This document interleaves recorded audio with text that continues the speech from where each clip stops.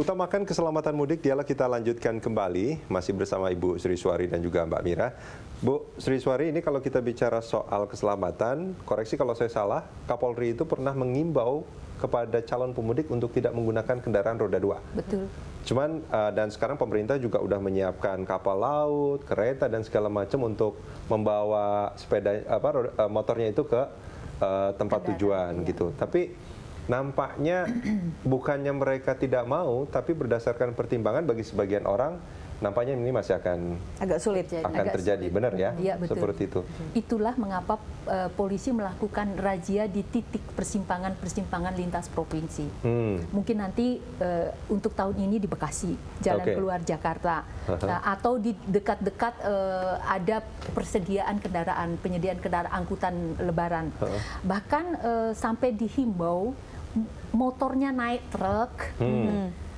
Orangnya naik kereta api, atau orangnya naik kapal. Kapal nggak laku sekarang, coba. Kapal turun minatnya. Nah, bagaimana cara ini kan bagian dari edukasi. Bagian dari kewajiban pemerintah untuk melakukan intervensi yang bersifat edukatif. Edukatifnya adalah tadi, razia. Tapi kan gini, tidak semuanya bisa terangkut pastinya kan? Iya, tidak terangkut. Nah, terus dia pengen, tapi rumahnya misalkan nggak punya pagar, taruhlah seperti itu. Itu katanya boleh juga dititipkan di kantor pemerintah, polsek kantor gitu? polsek. Jadi bahkan Babin Kamtipmas itu kan satu kecamatan satu polisi, satu desa satu di Jakarta, satu kelurahan satu Babin Kamtipmas itu melakukan pendataan rumah yang kosong mana saja, lalu sumber daya warga setempat yang bisa diberdayakan untuk menitipkan rumah kosong. Kalau tidak ada didata oleh polisi untuk secara berkala dilakukan sambang. Dilakukan? Sambang. Dikunjungi. Disambangi patroli mobile terus menerus. Nah, itu upaya kepolisian. Nah, termasuk mereka yang pulang dengan kendaraan, menggunakan kendaraan apa, didata, diinformasikan. Jangan pakai kendaraan Pak, kalau bisa pakai ini. Kalau masih ngotot, oke lah, Anda naik kendaraan tapi anak istri. Gitu. Jadi sebenarnya sudah terlampau memasuki ranah privat yang menurut saya itu adalah otoritas tanggung jawab pribadi.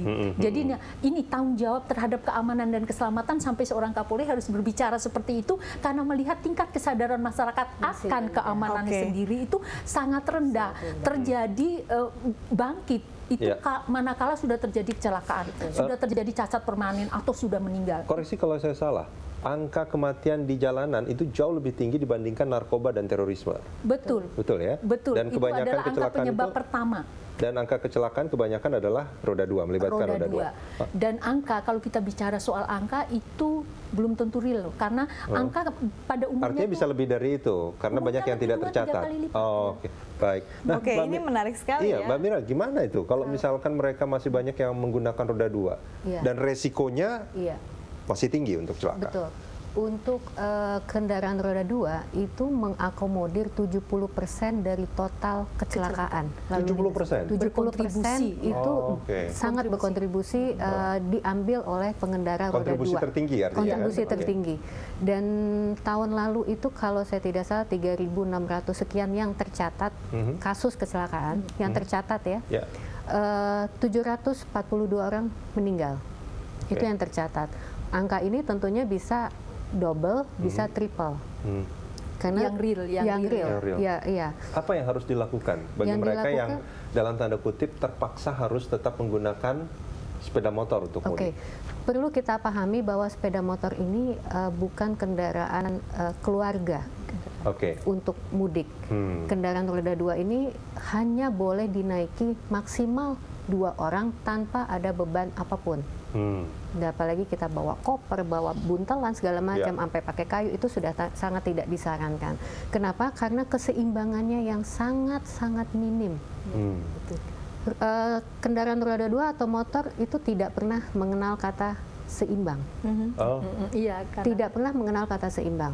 Seimbang apabila boleh dikatakan seimbang apabila motor itu diam dan di kickstand 2. Tapi begitu dia tidak di kickstand 2, kita jalan itu dia tidak kenal kata seimbang. Siapa yang menyeimbangkan adalah si pengemudinya. Dan penyimbangan itu tentunya tidak berdasarkan hanya si pengemudinya.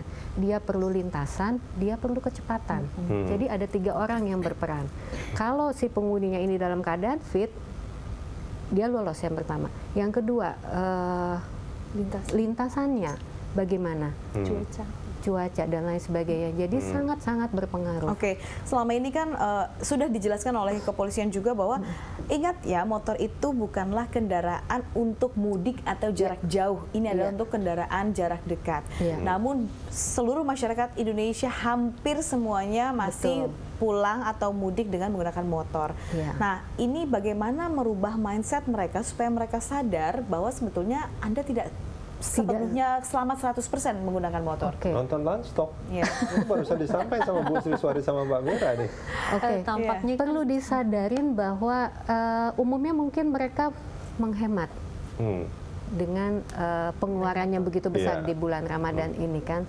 Tapi perlu diingat, apabila terjadi kecelakaan, sesuatu yang sangat merugikan, itu tidak hanya kita keluar materi, tapi mungkin juga korban jiwa. Dan korban jiwa ini yang kita bicarakan belum tentu diri kita, tapi keluarga kita, orang istri, lingkungan sekitar kita, gitu. Jadi perlu disadarkan bahwa mindset kita, keselamatan itu adalah tanggung jawab kita. Gak ada orang yang bertanggung jawab terhadap keselamatan kita, cuma kita. Artinya gini sebetulnya. Kita sepakat bahwa kendaraan roda 2 itu bukan kendaraan untuk jarak jauh. Tapi ketika ini terpaksa tetap digunakan, apa paling tidak yang bisa dilakukan untuk mengurangi risiko? Baik, kalau dia mudik harus rame-rame dengan 2 anak, 3 anak, sebaiknya istri dan anak-anaknya dinaikkan kendaraan umum. Itu satu. Ya, satu. Kalau hanya berdua, kalau banyak bawaan, lebih baik barang-barang bawaannya ini dikirim terlebih dahulu. Pakai paket. Gitu kan, jadi sehingga barang yang dia bawa cukup, misalnya hanya tas gendong di mana mungkin isinya adalah obat-obatan yang diperlukan selama perjalanan. Jadi tidak ada beban lain di kendaraan motor selain hanya 2 penumpang saja.